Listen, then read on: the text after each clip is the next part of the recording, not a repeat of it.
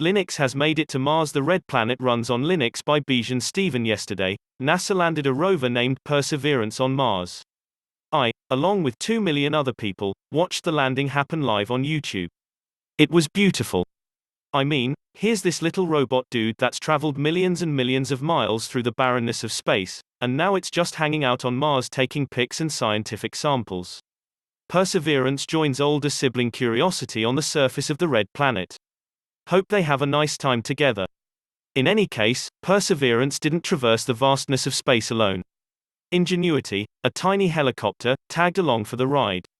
As it's primarily a technology demonstration, Ingenuity's destiny is to attempt the first powered flight on any planet other than Earth and to hopefully be the blueprint for future Mars missions. It's also running on Linux. This the first time we'll be flying Linux on Mars, NASA Jet Propulsion Laboratory, JPL, senior engineer Tim Canham said in an interview with the Institute of Electrical and Electronics Engineers, IEEE. The software framework that we're using is one that we developed at JPL for CubeSats and instruments, and we open-sourced it a few years ago. It's called pronounced F prime. The fact that it's open source means if you want to fly with Linux here on Earth using the same software JPL does, you absolutely can.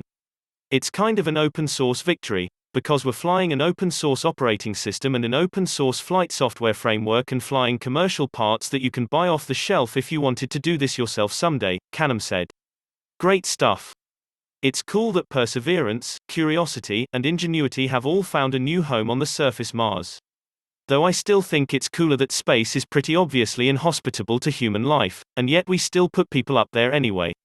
Presented by Iqbal Sajid. IqbalSajid.com. Enjoy 25% discount when you subscribe from the link above. Create stunning videos like this in minutes with Vidnami. Vidnami.iqbalsajid.com